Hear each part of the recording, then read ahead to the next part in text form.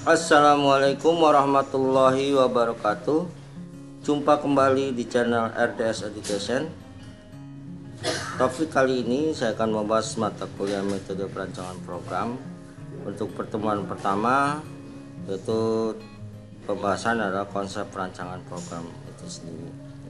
Di dalam konsep perancangan program nanti saya akan membahas beberapa hal yang berhubungan dengan permasalahan yang terkait dengan software atau program ya, dan juga membahas tentang kualitas dari program sendiri dan model struktur model program ya.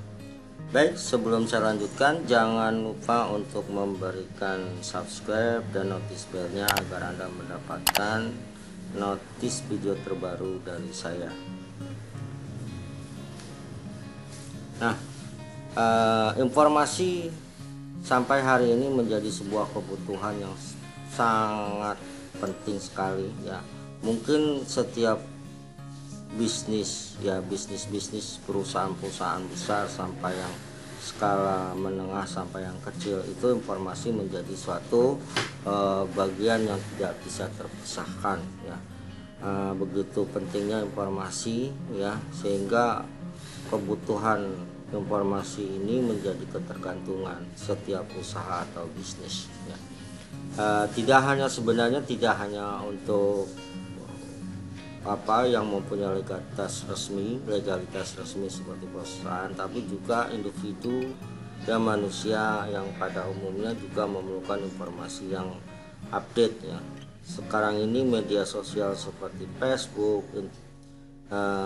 Twitter, Instagram ya, dan sebagainya itu yang menjadi sebuah kebutuhan ya, begitu banyaknya individu yang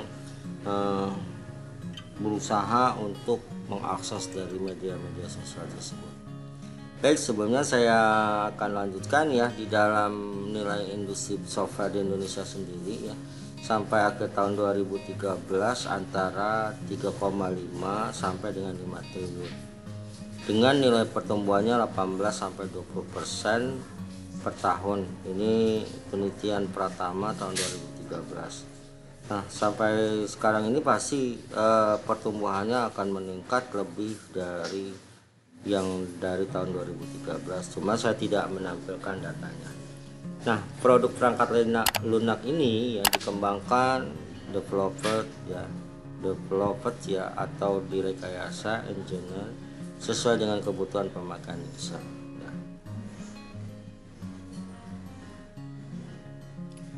permasalahan terkait dengan perangkat lunak atau programnya, ini ada permasalahan yang terjadi. Contohnya adalah software used but critics are dropped, yaitu software yang digunakan tetapi mendapatkan kritik lalu dihapus gitu ya. Itu terjadi sampai 19%. Nah, ini perangkat lunak yang digunakan ya dimanfaatkan karena ada kritikan akhirnya dihapus, akhirnya tidak digunakan. Nah, itu mencapai tingkat 19%. Nah, software use after modification ya, software yang digunakan setelah dilakukan modification itu cuma 3%. Software yang digunakan setelah dilakukan proses modifikasi ya, atau perbaikan dari softwarenya ya, itu ternyata hanya 3% ya. Yang berikutnya juga ada lagi software paid for but never delivered ya. Software yang perangkat lunak atau software yang dibayar tetapi tidak pernah terkirim, ini terjadi nih masalah ya, sampai dengan 29,7%. Ini jadi mungkin banyak pihak rekanan yang membeli software ya, yang ternyata softwarenya setelah dibeli tidak pernah terkirim ya. Masih terjadi kasus seperti ini ya, yang mencapai 29,7%. Ya, yang berikutnya adalah software delivered but never used ya, software yang telah dikirim tetapi tidak pernah digunakan. Mungkin apakah software itu tidak ada yang eh, memahami atau mengerti tentang cara penggunaan software tersebut, atau lingkungan tersebut terbatas ya, tidak ada orang-orang yang memahami tentang software yang digunakan ya. Nah, di perusahaan-perusahaan sekarang, tapi saya yakin lah kalau untuk perusahaan sekarang ini sudah pasti punya orang-orang yang orang-orang IT yang bisa mengoperasionalkan software tersebut. Ya, ini sekarang ini ya. Berikutnya adalah software delivered and used as it is ya. Software yang dikirimkan digunakan sebagaimana mestinya ya, hanya 2% saja ya. Nah, itu permasalahannya terkait dengan perangkat lunak program. Nah, apa sih programnya? Ya, pada program itu ada kumpulan instruksi ya, perintah yang dirangkaikan sehingga membentuk suatu proses untuk mengolah data. Nah, kalau biasanya ya belajar program itu kita belajar dulu dari logika algoritma ya.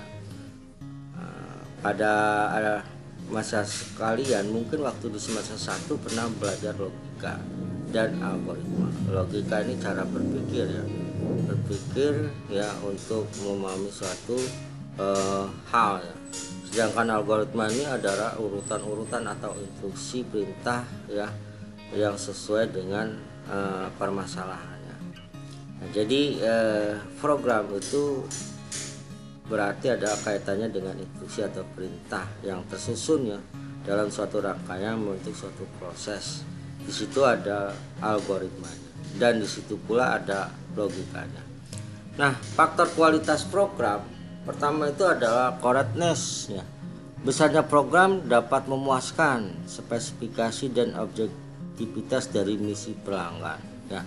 Nah, ini berhubungan dengan program yang begitu besar ya.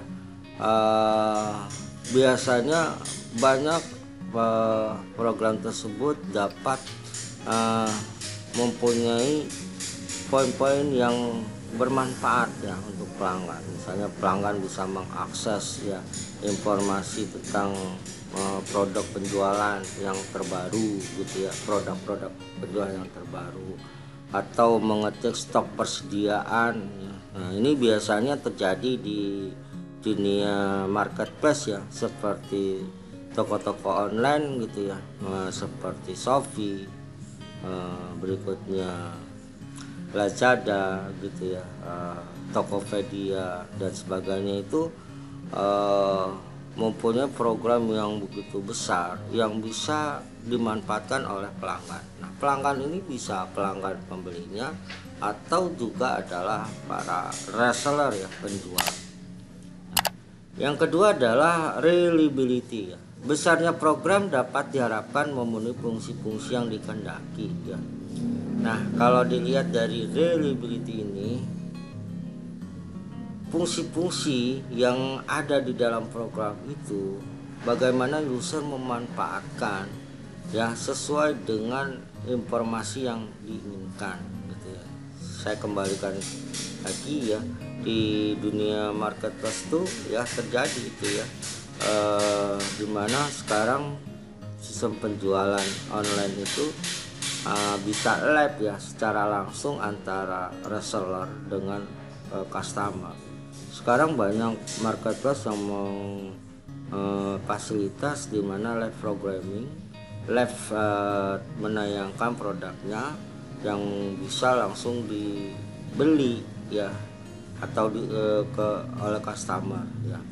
Mungkin di situ ada transaksi yang namanya tawar menawar, yang tadinya online itu tidak bisa tawar menawar, tapi ternyata bisa ya, karena ada fasilitas live ya, live untuk menawarkan produk-produknya ya, semacam sebenarnya seperti di kaki lima yang pembeli dengan penjual ya melakukan transaksi tawar menawar, ternyata itu bisa pindah ya ke dunia online. Itu kita bisa lihat ya di beberapa marketplace seperti di Shopee ya, di Lazada ya, itu banyak ada live obral produk ya. Nah, itu kalau Anda like, Anda tinggal bisa lihat sebagai customer atau sebagai penjual.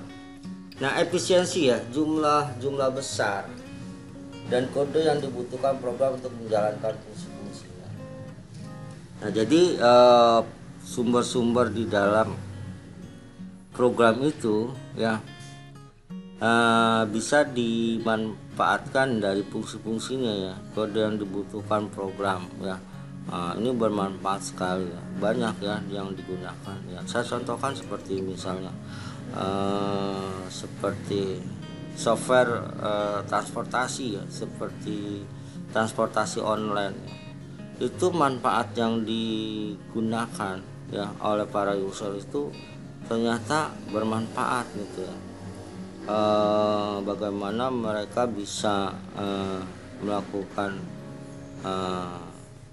yang namanya ini ya fix untuk memesan atau mengorder ya transportasi tersebut. Ternyata jasa itu juga tidak hanya transportasi ya, mengirimkan atau delivery makanan-makanan juga itu dibutuhkan. Dan pihak pemilik daripada transport online juga bisa bekerja sama dengan pihak-pihak lain gitu ya, seperti pihak-pihak usaha makanan gitu ya, yang bisa mengakses dan mempromosikan produk mereka, di mana ada program-program diskon yang besar yang bermanfaat untuk para user. Yang berikutnya adalah integrity ya, besarnya pengontrolan pengaksesan oleh seorang yang tidak mempunyai otoritas terhadap program dan data. Ini ya, kalau dunia sekarang ini sangat penting sekali ya. Siapapun bisa mengakses ya software-software yang ada di baik itu di usaha bisnis yang tadi saya sebutkan, seperti di marketplace ya. Di marketplace itu seorang reseller, walau dia seorang user, dia bisa membuka lapak istilahnya itu dengan produk-produk yang dia inginkan. Dia bisa jual bebas berapapun, dia bisa melakukan promosi-promosi terhadap produknya, dan dia bisa juga mengontrol dari produknya dari software yang disediakan oleh pihak vendor ya, oleh pihak ketiga istilahnya. Usability ini usaha yang dibutuhkan untuk mempelajari, mengoperasikan, menyiapkan input, dan menginterpretasikan output program. Nah, jadi pada saat software itu digunakan, sangat penting sekali yang namanya memahami ya tentang software tersebut, bagaimana software itu dijalankan, bagaimana software itu dioperasikan, menyiapkan input dan mengimplementasikan output program. Nah, ini masuk dalam kategori faktor kualitas program ya. Nah, mungkin seorang programmer ya pada saat dia membuat program itu harus benar-benar memahami tentang usability ini, yaitu usaha dibutuhkan untuk mempelajari, mengoperasikan, menyiapkan input dan menginterpretasikan output program. Itu programmer harus mempunyai faktor tentang usability ini agar program itu user friendly, tidak sulit pada saat dijalankan. Maka seorang programmer harus membuat software itu mudah digunakan. Dan bagi user, pemakainya sendiri ya, yang sekarang kalau kita lihat di aplikasi-aplikasi seperti di Google School ya, di Play Store ya, Google Play Store itu user banyak bisa mengakses, mendownload aplikasi, langsung mencoba menjalankan, mengutak-atik, ternyata tidak terlalu sulit, tidak perlu dilakukan training ya, bagaimana menjalankan software tersebut. Nah, ternyata itu sudah sampai dengan kualitas seperti itu. Itu adalah kualitas program yang baik. Yang berikutnya adalah maintainability ya, usaha yang dibutuhkan untuk menempatkan dan menetapkan kesalahan pada program. Nah ini adalah programmer nih, salah satunya bagaimana ya menetapkan kesalahan pada program. Nah, misalnya programnya ada kesalahan sintak ya, ataupun logikanya, maka harus bisa dilakukan deteksi secara langsung ya. Jangan nanti program ini akan merugikan ya pihak pemakainya atau usernya. Yang berikutnya, kualitas program yaitu flexibility. Usaha dibutuhkan untuk memodifikasi program dibutuhkan. Program yang baik, program itu harus bisa dilakukan modifikasi agar sesuai dengan apa? Agar sesuai dengan kondisi saat ini. Apabila programnya tidak ada beberapa fungsi yang harusnya ada di kondisi sekarang, maka program tersebut harus bisa dimodifikasi. Jadi program itu sifatnya tidak fix tapi dinamis. Dia akan bergerak dan menyesuaikan dengan kondisi keadaan sekarang.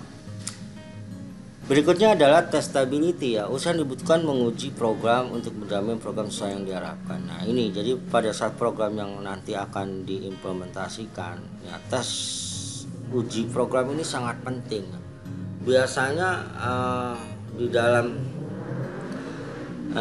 sistem development life cycle ini ya, pengujian tes program ini tahapannya ini bisa lebih dari ininya ya, sampai di atas 50% ya.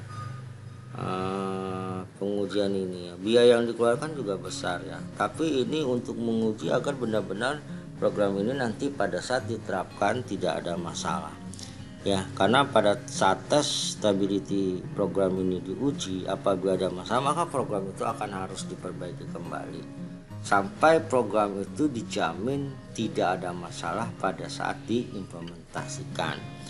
Yang berikutnya adalah portability ya, usaha yang dibutuhkan untuk mentransfer program dari lingkungan ke lingkungan lain. Nah, ini program ini portable ya, bisa misalnya program ini bisa dijalankan menggunakan fasilitas laptop, komputer. Program ini bisa berjalan di peralatan teknologi seperti handphone gitu ya, maka itu bisa menyesuaikan. Nah, jadi tergantung dari sistem operasinya. Mungkin kalau laptop itu kita menggunakan sistem operasi berbasis Office ya, atau pakai Macintosh ya, atau pakai Linux gitu ya, sistem operasi yang digunakan. Nah kalau di teknologi handphone itu ya bisa menggunakan sistem operasi Android atau menggunakan operasi dari Apple ya, iOS gitu ya. Nah itu portability itu adalah bagian terpenting ya, agar peralatan program-program itu bisa di-embedded ya ke dalam peralatan teknologi dengan baik, bisa bersifat portability, artinya bisa program tersebut dipasang di peralatan-peralatan teknologi tersebut. Ada lagi yang ke-10 adalah reusability, besarnya program dapat digunakan oleh aplikasi lain. Jadi saling besarnya program ini dapat digunakan oleh aplikasi lain ya, jadi saling bisa ya berintegrasi gitu ya. Program yang dibuat misalnya menggunakan sistem operasi tadi saya bilang Windows ya, mungkin dia bisa digunakan oleh Macintosh ya, kalau bisa digunakan oleh Android, atau dia bisa digunakan oleh iOS ya, dan sebagainya. Jadi sifat program ini benar-benar program yang bisa digunakan oleh aplikasi lain yang saling terintegrasi. Istilahnya ada kompatibilitas ya di dalam program itu pada saat digunakan. Baik, berikutnya software development life cycle atau SDLC ya. Artinya ini ada kehidupan tentang software development, pengembangan software tersebut. SDLC ini adalah serangkaian aktivitas ya, yang dilaksanakan oleh profesional dan pemakai sistem informasi untuk mengembangkan dan mengimplementasikan software.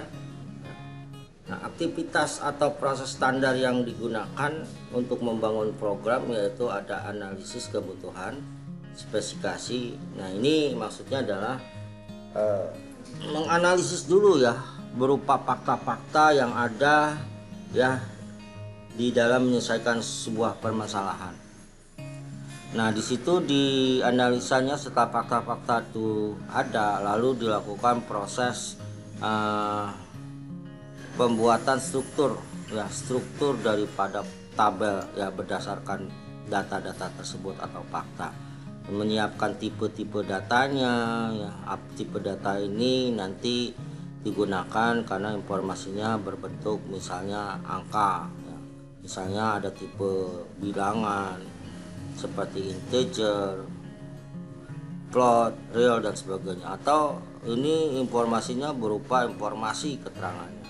Nah, itu bisa nanti adalah berbentuk karakter atau string dan sebagainya. Itu dibutuhkan yang namanya analisa kebutuhan ya, dari fakta atau data-data tersebut ya.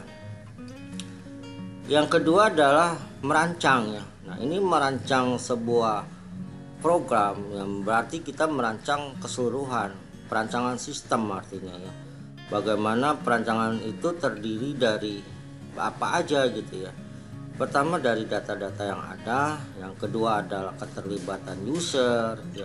Yang ketiga adalah peralatan teknologi yang digunakan, keempat adalah SOP ya, satuan operasional prosedur dari unit-unit bagian yang nanti terlibat di dalam sebuah rancangan gitu ya. Nah, rancangan itu dibangun ya, tadi ya, peralatan juga adalah hardware-nya. Hardware ini tidak hanya komputer tapi networking jaringannya, akses networkingnya seperti apa gitu ya, itu dirancang. Terus menggunakan nanti akses internet berapa kecepatannya, itu semua rancangan itu menjadi satu kesatuan yang utuh ya. Nah, ada lagi mengcoding ya. Coding ini udah jelas adalah membuat instruksi-instruksi ya, program ya berdasarkan aturan urutan yang sistematis gitu yang tadi di awal sudah saya jelaskan. Nah, coding ini pasti harus sesuai dengan kebutuhan yang diinginkan oleh user atau pemakainya, dan juga itu menjadi kebijakan dari sebuah perusahaan ya atau usaha bisnis. Yang berikutnya ini ada pengujian nih ya. Pengujian nih kalau istilahnya presentasinya paling besar juga ya, presentasinya bisa 45-50%. Nah, pengujian ini adalah menguji apakah program yang dibuat di develop ini sudah layak atau belum ya pada saat nanti diterapkan ya, aplikasi tersebut digunakan oleh pemakai atau user. Testing ini bagian terpenting. Apabila masih ada masalah, maka dilakukan lagi modifikasi, perbaikan, mengcodingnya. Nah, kalau di SDLC sendiri di sini tuh lengkap ya, development ya, mengembangkan software, maintenance, bagaimana melakukan pemeliharaan ya terhadap software tersebut ya, rekrutmen analisis ya, analisis ya, terima data-data masukan-masukan seperti apa gitu ya. Itu benar definiting ya, terus juga designing ya, definisi daripada hal-hal yang terkait dengan development life cycle ya, designing ini, merancang, mengcoding, testing. Nah, ini adalah SDLC. Jadi software development life cycle yaitu siklus kehidupan sebuah pembangunan software. Nah, fakta dalam pembangunan program ya, ada distribution of effort, what is belief ya. Belief ya, apakah dipercaya apa yang terjadi ya. Nah, di sini adalah ada testing, ada spesifikasi, ada desain, ada encoding. Ya, spesifikasi ya, kalau Anda lihat grafik ini maintenance ternyata di sini dia lebih besar ya. Karena nanti kalau setelah program itu diterapkan, biaya pemeliharaan itu porsinya besar karena itu akan dipakai seterusnya. Ya, desain itu mungkin presentasinya berapa persen, encoding berapa persen, testing berapa persen. Tapi nanti setelah spesifikasinya ini diterapkan, maka maintenance ini lebih besar. Kalau pada saat distribusi ini presentasinya itu ya testing, spesifikasi, desain dan encoding ini lebih besar. Tapi setelah diterapkan, maka maintenance biaya ini pasti adalah lebih besar. Paham ya maksud perbedaannya? Ya, kalau Anda lihat di situ perbedaan dari yang namanya belief ya. Itu artinya perbedaan dari sisi apakah dipercaya gitu ya. Terus apakah yang diterapkan gitu ya di Ravenity ya. Ini menjadi sebuah tantangan tersendiri ya pada saat terjadi ya, pada saat diterapkan gitu. Saya rasa itu perbedaannya. Jadi di sini pada saat diskusi effort ini dipercaya ya, maka urutan daripada presentasinya itu testing, spesifikasi, desain, encoding porsinya besar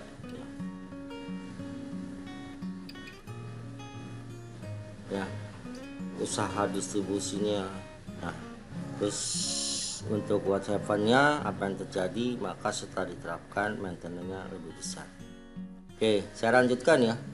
Metode perancangan program yaitu prinsip dalam pembangunan program berdasarkan input data, proses dan output.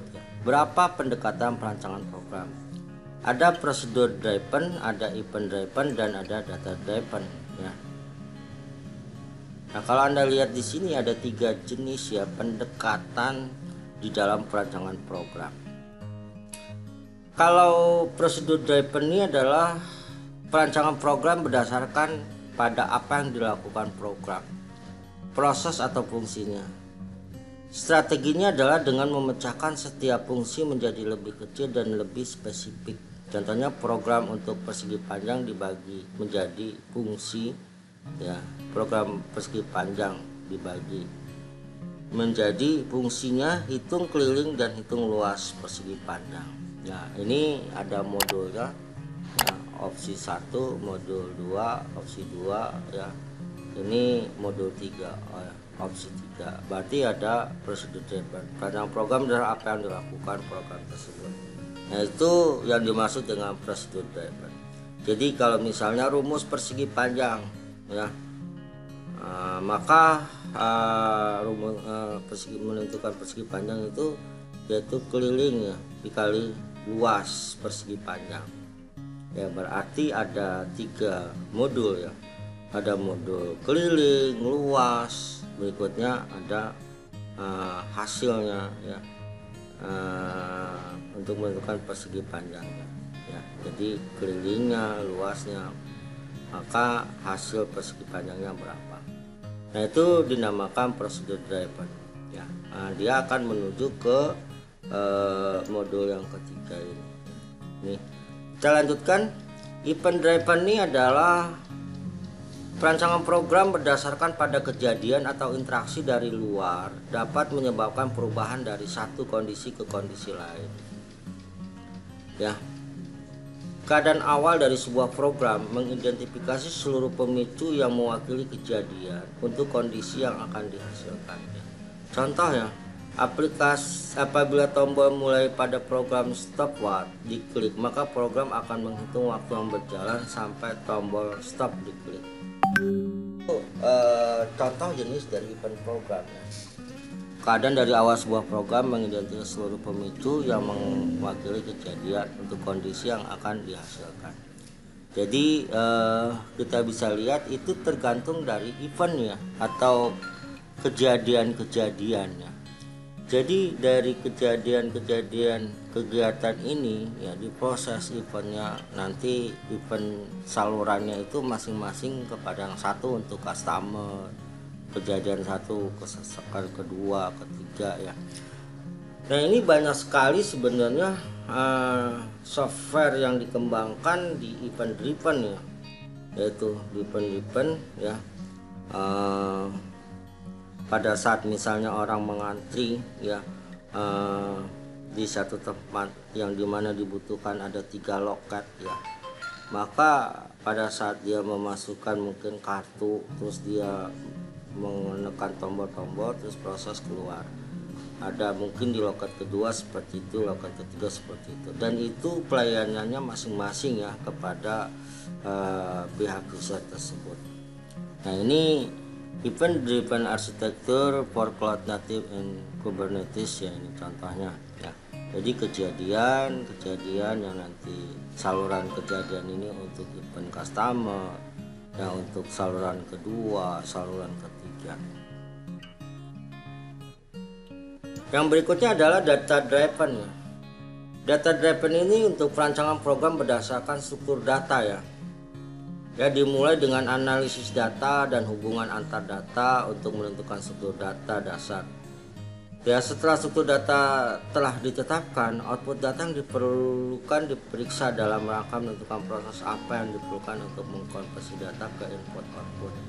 Nah, Anda bisa lihat di sini ya, ada step of data driven decision making ya. Nah, ini biasanya program yang berbasis data driven ini ya, ini program-program yang biasanya untuk sebuah model-model di dalam sistem pendukung keputusan ya. Kalau Anda memahami tentang suatu sistem pendukung keputusan, ada banyak model ya. Seperti model AHP, Analytical Hierarchy Process ya, suatu model untuk menentukan suatu pilihan atau sebuah keputusan di mana dia menggunakan sebuah model ya, yang di dalamnya itu ada algoritma ya, langkah-langkah agar bisa menghasilkan sebuah output. Nah, artinya ya bahwa menentukan nilai-nilai data harus berdasarkan struktur data dasar ya. Misalnya sampel kita mengambil data dari kuesioner. Kita ambil data kuesioner, lalu kita kumpulkan, kita rekapitulasi data tersebut ya, misalnya menggunakan Excel. Kita rekap kumpulan data-data kuesioner tersebut, lalu kita totalkan. Nah, hasil data yang direkapitulasi tersebut baru masuk ke dalam tahapan algoritma di dalam sebuah sistem pendukung keputusan. Nah, hasilnya apa? Hasilnya apakah nanti ya, keputusan itu sangat mempengaruhi ya menggunakan model seperti AHP, ataukah tidak ada pengaruh dengan model AHP gitu. Nah, itu bisa kita lihat ya, banyak ya selain AHP. Jadi misalnya saya contohkan ya, menentukan ya sistem pendukung keputusan untuk menentukan pemilihan rumah ya. Nah, pemilihan rumah itu ada misal rumah susun, rumah apartemen. Yang kedua rumah tapak ya, artinya rumah yang berdiri di atas tanah. Atau yang ketiga adalah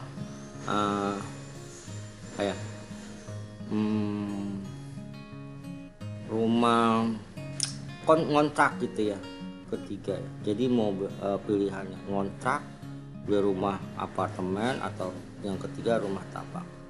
Nah, dari ketiga itu pilihan yang terbaik mana? Dan di situ ada hubungan tidak ya. Jadi istilahnya itu dinamakan hipotesis. Apakah AHP itu sangat mempengaruhi terhadap pemilihan rumah atau sewa rumah, ataukah tidak ada hubungan?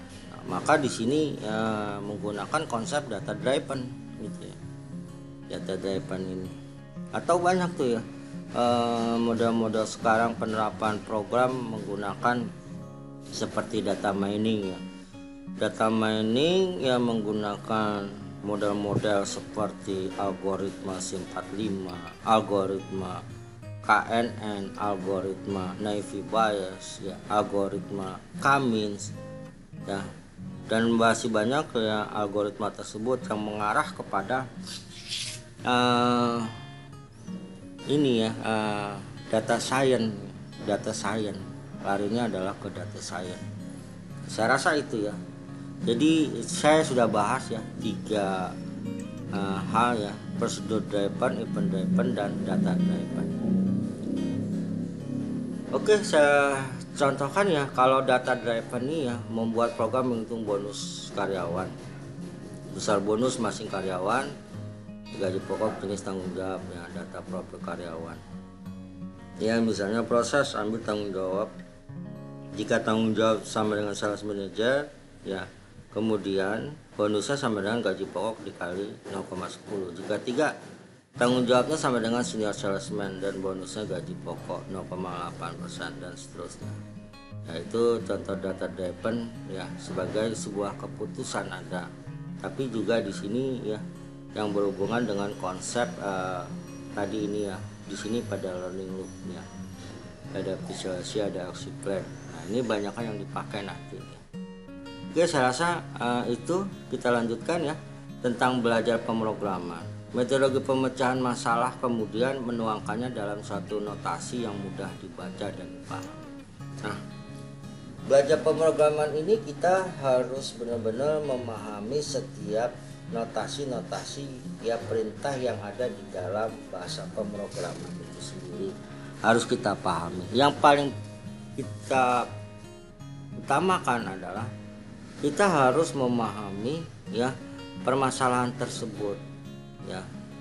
Permasalahan tersebut harus bisa dipahami, terus kita lakukan analisis terhadap permasalahannya ya. Nah, di situ ada logikanya gitu ya. Ada logikanya, terus bagaimana logik kita sudah pahami, lalu kita buatkan urutan instruksi dalam bentuk algoritma. Nah, nanti notasi-notasi yang dibutuhkan apa aja gitu ya. Kita lihat ya, di dalam teknik pemrograman ada pemrograman tidak terstruktur ya.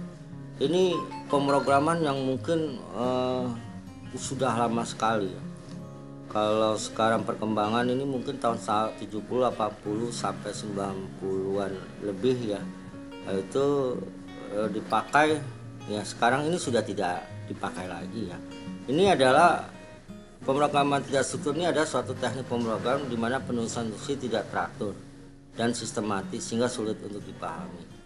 Jadi dia lebih menitik beratkan pada perintah goto. Dia bisa meloncat-loncat ya.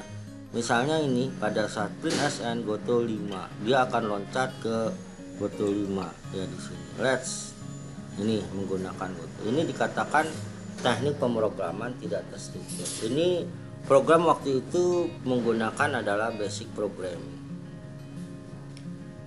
Yang berikut adalah pemrograman terstruktur. Nah, ini pemrograman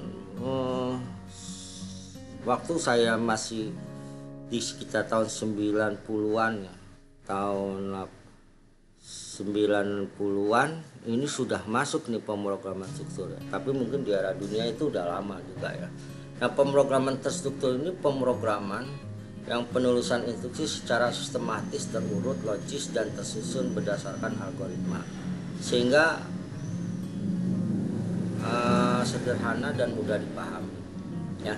Prinsip daripada pemrograman terstruktur, jika suatu proses sudah sampai pada titik tertentu, maka proses selanjutnya tidak bisa melakukan proses pada baris sebelumnya.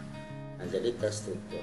Nah, jadi bedanya dengan tidak terstruktur, dia menggunakan goto, tapi kalau terstruktur benar-benar program itu mulai dari awal ya, terurut langkahnya. Dia tidak bisa balik ke langkah berikut, langkah sebelumnya, karena dia harus terurut ya. Setiap persoalan itu langkahnya tersusun dari instruksi-instruksi itu, setiap permasalahan terjawab ya tersusunnya itu ya. Nah, ini adalah contohnya COBOL programming, salah satu masuk dalam pemrograman terstruktur ya. dia tidak boleh loncat ya, dan tidak boleh posisinya dia di belakang. COBOL program ini program yang benar-benar perintahnya itu ya harus sesuai. Aturan main dalam sintaknya ini tidak boleh saling nyalip ya, sesuai dengan fungsi yang ada itu harus sesuai. Bagaimana proses deklarasi tipe datanya, proses penyiapan data-datanya itu harus dimulai dari awal. Terus proses bagaimana melakukan data-data masukan, proses logiknya, sampai proses outputnya itu tersusun secara urut. Tidak boleh saling menyelap ya.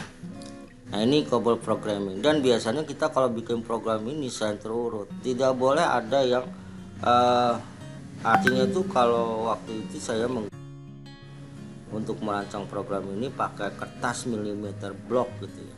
Jadi itu kotak-kotak itu di kertas tersebut kita harus tersusun urut menulis instruksi program dengan COBOL.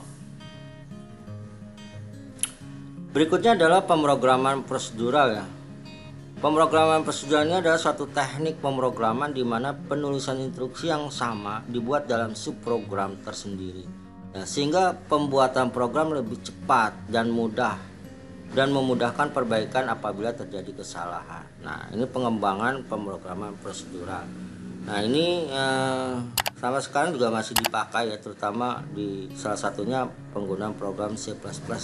Di dalam program C++ ini sangat jelas sekali ya menggunakan program prosedural.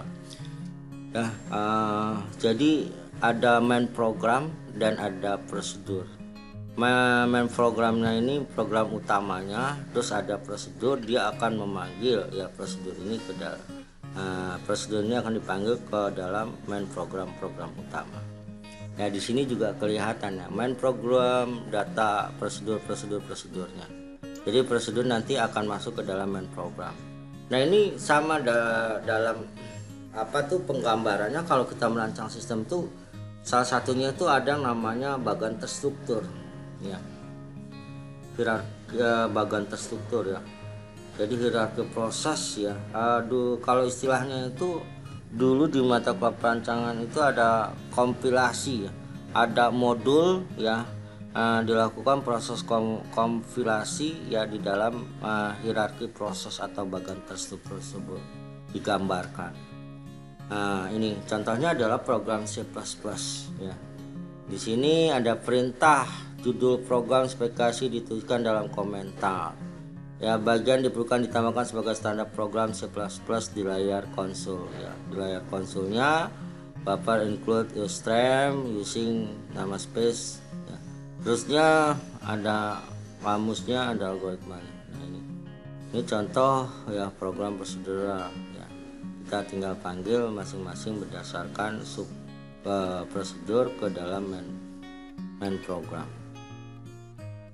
Nah, program modular ini adalah salah satu teknik pemrograman di mana prosedur dari fungsi umum dikelompokkan dalam modul-modul, dan setiap modul menunjukkan fungsi dan tugas tunggal. Nah, ini juga masih pengembangan dari program C ya, di mana data ya di dalam prosedur ini ya, data-data dalam prosedur ini dikumpulkan dalam sebuah modul. Nah, prosedur ini data-data dikumpulkan modul, maka nanti dipanggil ke dalam main program ya, yaitu sebuah program utama yang akan memanggil modul-modulnya. Nah, bagan struktur hierarki juga ini menggambarkan seperti ini ya. Ini ada contoh program modular. Oke, saya lanjutkan, yaitu pemrograman berorientasi objek. Nah, sekarang ini codingan program ini sudah beralih ya.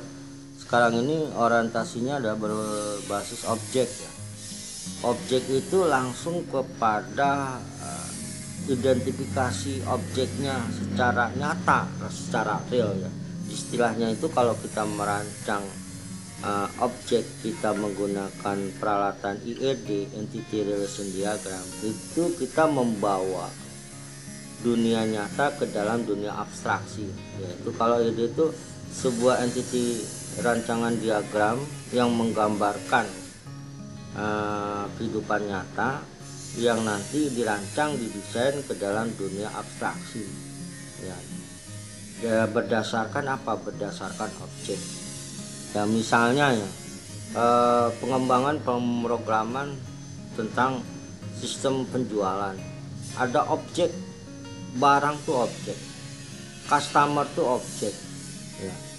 Customer tuh objek, struk yang keluar dari hasil transaksi itu juga namanya objek. Jadi langsung kepada objeknya. Nah, pemrograman OOP atau berbasis objek pada konsep objek dan interaksinya secara langsung tadi yang saya jelaskan. Jadi customer beli barang, customer tuh objek, barang tuh objek, ada interaksi langsung. Objek berasal dari tipe data abstrak ya. Nah, karena apa? Karena tadi dibangun dari dunia nyata ke dalam dunia abstraksi ya kalau dirancang. Nah, abstraksinya maksudnya dia ada ya, tapi abstrak, tapi kita bisa menyimpannya di dalam komputer kita gitu. Membuat identifikasi dari objek, misalnya objek barang, tipe datanya apa, maka kita membuka identifikasi barang. Kalau barang ini berarti tipe datanya apa, maka ada identifikasinya, ada kode barang, ada nama barang, ada stok barang. Itu kenyataan di lapangan. Jadi kalau barang adalah objek, maka dibuka identifikasi si objek tersebut barang. Ya, ada kode barang, nama barang, stok barang, harga barang. Nah, harga ini adalah harga jual dan harga beli ya. Harga beli ini kalau barangnya habis dia beli lagi ke supplier. Nah itu harus diidentifikasi secara detail ya. Dan itu tipe datanya apa, itu juga harus dipahami. Apakah tipe datanya berbentuk angka seperti integer atau float atau real gitu ya. Itu data tersebut harus teridentifikasi secara jelas. Nama barang, nah apakah ini tipe datanya karakter ya? Kalau karakter berarti tidak boleh nama barang itu dimasuki oleh data yang berbentuk angka. Nah itu penggambaran orientasi objek itu memang secara detail ya, berhubungan dengan objek dan interaksinya secara langsung. Semua artinya dibuka secara detail dan jelas. Nah, objek dapat menerima pesanan, message, mengolah data dan mengirimkan pesan ke objek lain ya, membentuk interaksi antar objek ya. Nah, objek bersifat independen. Tiap objek dapat dipandang sebagai sebuah entitas ya. Entitas itu dari objek sendiri yang memiliki peran antar tanggung jawab tertentu ya. Objek ya, data, prosedur, objek ya, data, prosedur, objek, data, prosedur. Nah, data, objek, prosedur. Nah, objek-objeknya yang saling terkait nih satu sama lain. Nah, ini berarti pengertian. Jadi objek-objek ini ya utamanya berarti memang setiap rancangan yang kita buat berbasis objek ya berarti kita adalah objeknya masing-masing. Nah, objeknya ini bisa saling berinteraksi dengan objek yang lain. Contoh barang, customer, itu dua objek bisa berinteraksi secara langsung. Yang dibangun tuh dari dunia nyata ke dalam dunia abstraksi ya. Nah, nanti kita akan mengenal yang namanya polypermission ya, terus ada pewarisan ya, dan sebagainya itu di dalam orientasi objek yang akan saya bahas ya di pertemuan-pertemuan berikutnya. Istilahnya tadi inherence ya. Nah, oke, saya lanjutkan. Nah, 3 faktor penting ya. 3 penting dalam bahasa pemrograman itu adalah sintak. Sintak itu adalah aturan penulisan suatu bahasa pemrograman atau tata bahasa. Jadi penting. Jadi pemrograman yang kita aplikasi pemrograman atau bahasa pemrograman yang kita gunakan di dalam mengcoding program, maka kita harus mengikuti aturan main daripada tata bahasa program tersebut. Misalnya pemrograman C++ ya tata bahasanya seperti ini, maka kita harus mengikuti tata bahasa aturan yang sudah fix ya dari bahasa C++.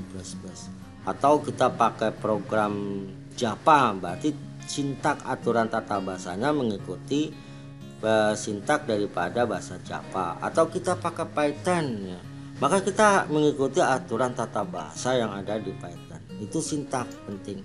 Nah, kalau kesalahan di dalam menuliskan perintah sintak, maka itu akan terjadi sintak error ya. Misalnya pada saat kita compile program, ternyata salah mengutip sebuah aturan penulisan, maka akan pesannya itu adalah sintak error ya, kesalahan pada sintak atau tidak sesuai dengan bahasa pemrograman tersebut.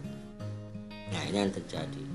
Yang kedua adalah semantik, adalah arti atau maksud yang terkandung di dalam statement tersebut ya. Nah, ini pentingnya ya. /n artinya semantik baris baru. Wah, ini /n ini misalnya di dalam bahasa apa ya, bahasa pemrograman C++ itu beda dengan misalnya Python ya, ataupun Java. Jadi itu semantik ini ya sudah mempunyai ketentuan ya di dalam bahasa pemrograman ya. /n artinya semantik baris baru ya. Print ya, kurung-kurung semantiknya mencetak string ke layar ya. Boleh nggak print f gitu, nggak pakai tanda kurung ya. Kalau misalnya dalam bahasa pemrograman si A nggak boleh ya, tidak sesuai mengikuti, maka dia akan kesalahan semantik ya. Ini ada tanda fungsinya daripada perintah tersebut tidak sesuai gitu ya. Gets ya artinya semantik membaca sebuah karakter. Ini jadi kedua ya yang harus diperhatikan. Tidak bisa kita sembarangan ya, mengasih perintah ya, /n misalnya ke dalam bahasa pemrograman Python, dia tidak akan terdeteksi, tidak akan dikenali. Nah, misalnya dia pegang C++, dia bisa dikenali karena memang statementnya itu seperti itu. Berikutnya adalah kebenaran logika. Nah, yang ketiga ini paling penting ya. Kadangkala kita membuat program ya, setelah kita compile programnya jalan selesai ya, kok tapi hasilnya tidak sesuai gitu loh. Hasilnya tuh tidak sesuai, berarti ada masalah di dalam logika program. Jadi kan kalau kita bikin program, outputnya harus sudah tahu ya. Jadi kita kalau bikin program permasalahannya udah tahu, artinya permasalahan udah tahu, output yang diinginkan udah tahu. Jadi kalau programmer itu begitu kan, gak mungkin kita bikin program outputnya atau masalahnya tidak tahu ya. Jadi nah kadangkala kita udah paham ya, permasalahannya tahu, outputnya tahu, tapi hasilnya itu tidak sesuai dengan output. Nah, itu adalah kemungkinan adalah kesalahan di dalam logika gitu ya. Nah, kesalahan logika ini berarti kita harus menganalisis lagi, benar nggak sih logikanya ini sudah menjawab permasalahannya. Nah, kebenaran logika adalah berhubungan benar tidaknya urutan statementnya gitu, itu bisa terjadi ya. Kebalik, sehingga logika cara membacanya urutan statement itu tidak sesuai walaupun programnya itu berjalan. Nah, ini output dari program di atas terjadi perulangan ya, terus menerus yang tidak berakhir. Nah, resumenya, sintak aturan penulisan suatu bahasa pemrograman tata bahasa, semantik arti atau maksud yang dikandung di dalam statement tersebut ya, seperti /n, print f gitu ya. Terusnya adalah gc gitu ya, get c. Nah, ini adalah semantik. Kebenaran logika ya berhubungan dengan benar tidaknya urutan statement tersebut. Saya rasa itu ya 3 faktor penting dalam bahasa pemrograman. Baik, saya lanjutkan ya mengenai jenis-jenis bahasa pemrograman.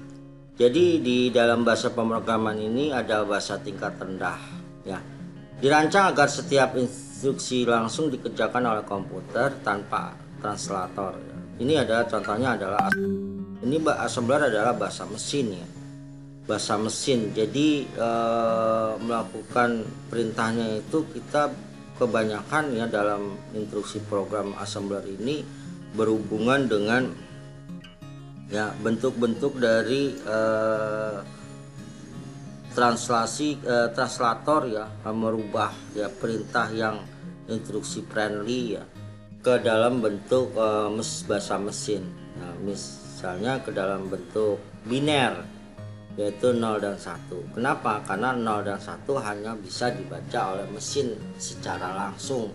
Kenapa sih mesin hanya bisa membaca ya instruksi yang diberikan 0 dan 1? Karena 01 ini ya berhubungan dengan nilai ya true dan false ya, true dan false ya, 1 true false, dan nilai. Sedangkan mesin yaitu harus dijalankan dengan arus listrik yang mengandung unsur ini ya, listrik positif dan negatif, 1 dan 0 ya. Maka itu termasuk ya di dalam nilai bit biner ya, binernya itu ya, digital ya, digital bentuk digital 1 dan 0, sama dengan arus listrik 1 dan 0, plus dan minus itu. Maka dikatakan dia adalah sebagai bahasa tingkat rendah, yaitu bahasa mesin. Nah ini siapa yang membuat ya? Programmer juga ya, program assembler. Baik, kita lanjutkan adalah bahasa tingkat tinggi ya, bahasa pemrograman yang di dalam penulisan pernyataannya mudah dipahami secara langsung ya. Artinya si user membuat instruksi-instruksi itu sesuai ya dengan perintah yang bisa mudah dimengerti. Misalnya perintah input artinya memasukkan ya, masukkan data ya. Print artinya melakukan sebuah tampilan cetak ya. Atau ada proses ya, ada proses itu berhubungan dengan misalnya proses matematisnya, perhitungan di dalam unsur logikanya itu mungkin ada proses matematis. Berikutnya ada kondisi-kondisi juga yang terjadi, misalnya kondisi if ya, atau kondisi looping ya, perulangan. Nah itu bahasa tingkat tinggi yang bisa dipahami ya. Contohnya adalah Algol, Fortran, Pascal, Visual Basic, Oracle, ya, Java, Python, ya, C++ dan sebagainya. Nah contoh bahasa tingkat rendah ya seperti ini tadi saya bilang ya. Jadi kita harus artinya itu mengkonversi dulu nih ya nilai-nilai perintah-perintah ini agar bisa dibaca oleh mesin ya, seperti assembler ya. Organ 0 kali 100 ya, maknanya apa? Nah kalau bahasa tingkat tinggi ini mudah ya, susunan tata bahasanya program Hello World itu. Ini adalah program, nama programnya adalah Hello World, use CRT ya. Mulai apa use digunakan ya, begin mulai, write cetak, Hello World, return dibaca, end. Nah ini lebih mudah bahasa tingkat tinggi dibandingkan rendah, karena ini kita harus memahami dulu ya artinya perintah-perintah ini. Biasanya kita bermain dengan yang namanya tabel ASCII ya, yang berapa bit, 16 atau kecanggihan sekarang ya sampai 16 bit, 3 berikutnya adalah 32 bit gitu ya, atau 64 bit. Nah, paradigma bahasa pemrograman ya, programming language paradigm ini ada imperatif ya dan ada deklaratif. Imperatif ini seperti prosedural ya, Pascal, Fortran, Basic ya. Ini yang sudah lama tidak jalan lagi. Ada object oriented, ada objek Pascal, C++, Java, Smalltalk, Avable ya. Ada parallel processing, ada Pascal, Occam, Celinda. Deklaratif ya, ada logic prolog ya, fungsional ISP, APL, scheme, database, SQL. Nah ini programming language ada yang imperatif dan ada deklaratif.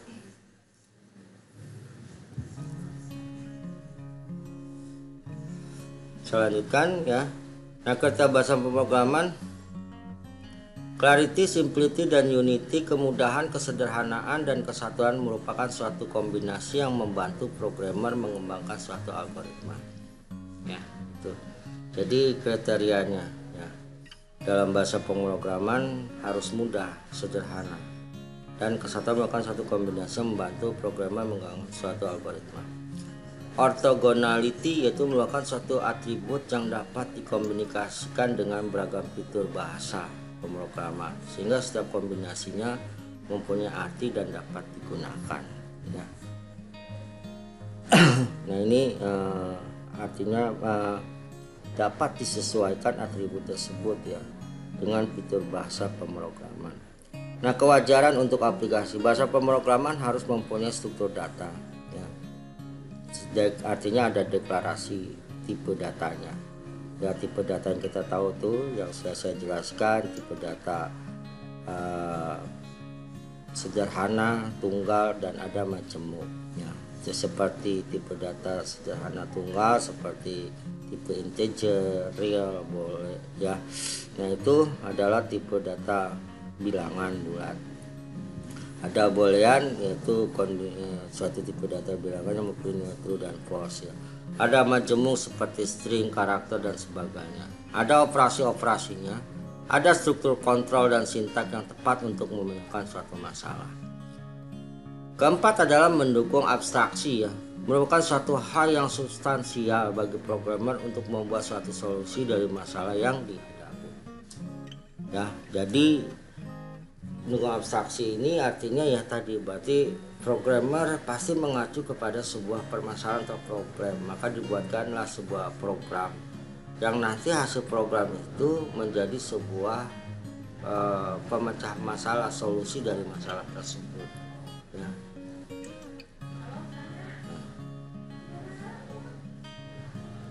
Oke, kelima adalah kemudahan untuk verifikasi program.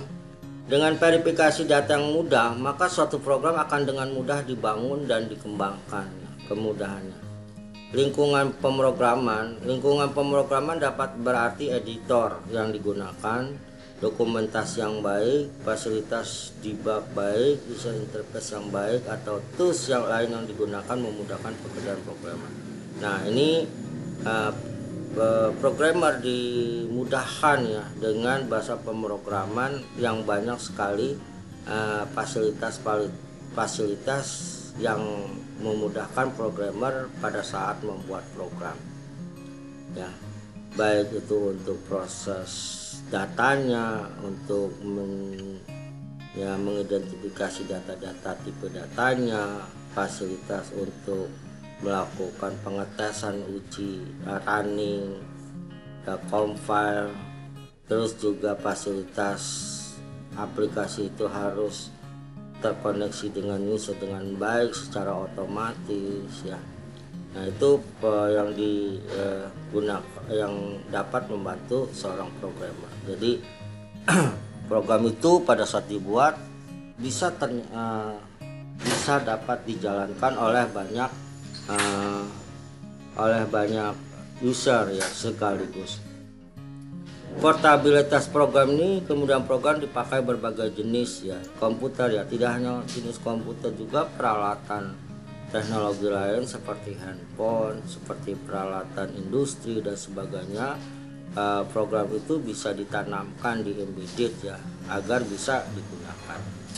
Nah, kedelapan biaya penggunaan, biaya eksekusi program, biaya kompilasi program, biaya penciptaan, testing, penggunaan program, biaya pemeliharaan program, ini semuanya harus jelas dan terperinci ya. Nah, saya rasa itu materinya ya mengenai berarti ini udah selesai ya tadi dari perkenalan introduction tentang metode perancangan program, yaitu konsep perancangan program. Nah, materi yang saya sudah sampaikan itu adalah pertemuan pertama ya dari mata kuliah metode penangkapan. Dan sampai di sini ya penjelasan materi saya. Dan saya mohon maaf apabila ada interpretasi saya yang salah ya di dalam menjelaskan materi-materi ini ya. Ke depan saya mungkin akan lebih baik lagi ya pada saat menjelaskan interpretasi ini.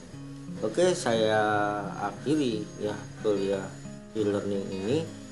Ya, sampai jumpa ya kembali di channel Ardas Education untuk video berikutnya. Wassalamualaikum warahmatullahi wabarakatuh.